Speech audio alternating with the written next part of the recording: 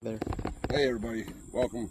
We're out here this afternoon at Parker Dam, and I was trying to think of what the next video is going to be about, and I got some inspiration from a message I received on about somebody was asking me that I've known since I was 16. It was along the lines of how did I get to know God? They want to know how to get to know God like I know God.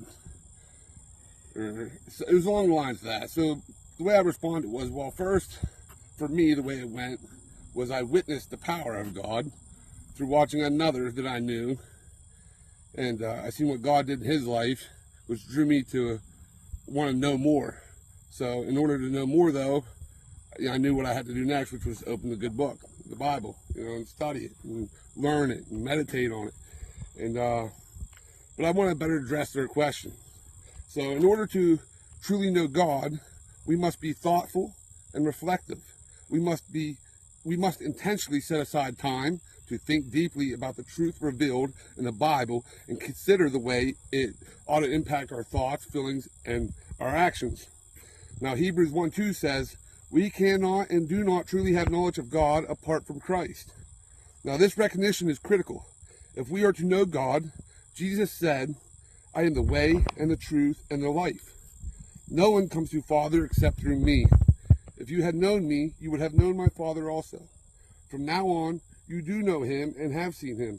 John 14:6-7, that is. Now, knowing God is the greatest gift we could have.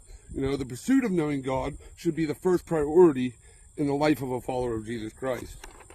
So, I want to share a verse here with you. Proverbs 3:6 proclaims, in everything you do, put God first, and he will direct you and crown you.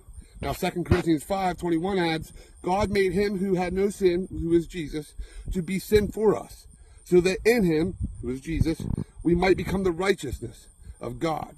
Now, when we put God first, we live life, our life with purpose of pleasing God, following his will for ourselves and obeying by his commands, the Holy Spirit's direction. Now, it may not always be easy to put God first, or you might not know where to start or how to, start your first day by putting him first. So I just want to give you a couple ideas. The first one is start your day with prayer.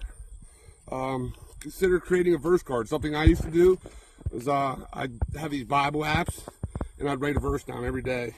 Every day I'd write that verse down, and I'd meditate on that verse throughout the day. Listen to Christian music. Commit to watching a sermon in the morning. There's all kinds of guys. Stephen Furtick. What's the Bible I have? There's a bunch of them out there. If you message me, I can send you some video links of some good guys to watch, like some 15 to 30 minute sermons.